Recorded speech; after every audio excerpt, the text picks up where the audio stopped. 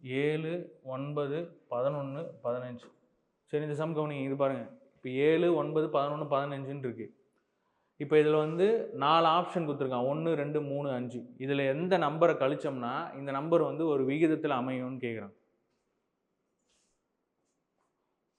Numbers இன் proportion, விகிதாச்சாரத்தில் அமையும், எப்படி அமையும்னு சொல்லி கேட்குறேன். சரி, ஃபஸ்ட்டு நம்பர் வந்து 1, அதை கழிச்சு பார்ப்போமா? 1 கழிச்சா என்ன வரும்? 6 8 10 14. இது ஏதாவது ஒரு விகிதத்தில் இருக்கா? விகிதாச்சாரம் அப்படின்னா என்ன சொன்னால், இந்த கடைசி உறுப்புகளுடைய பெருக்குத்தொகை என்ன? 84 80 சமம் இல்லை. அப்போ இந்த ஆப்ஷன் வந்து கிடையாது. பாருங்கள், 80 84 ரெண்டும் சமமாக வரணும், வரல.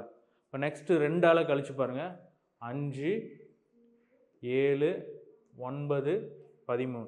அதேமாதிரி பெருக்கி பாருங்கள், 13 5 65 7 63, ரெண்டும் சமம் இல்லை. ஸோ இந்த ஆப்ஷனும் வராது. நெக்ஸ்ட்டு 3ஆல் கழிச்சு பாருங்கள், 3 கழிச்சா என்ன வரும்? 4 6 8 12. ஸோ இங்கே பாருங்கள், 4 12 48, 6 8 48, கரெக்டாக வருதா? ஸோ ஆப்ஷன் என்னது?